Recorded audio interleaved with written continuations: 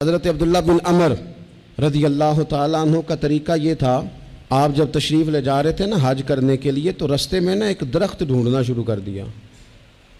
دیر تک درخت ڈھونڈا، لوگ کہنے لگے حضور اس درخت میں ایسا کیا خاص ہے؟ کہنے لگے بس اس درخت کے نیچے نا میں نے ایک دن حضور کو بیٹھے دیکھا ہے،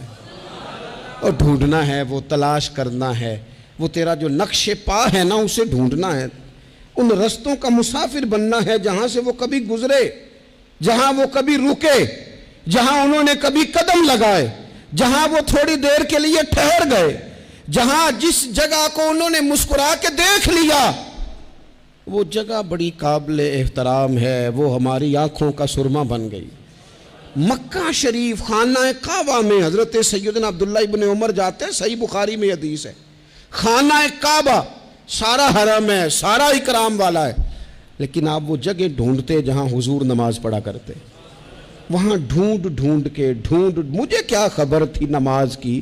اور مجھے کیا غرض تھی سجود سے، وہ تو تیرے نقش پا کی تلاش تھی،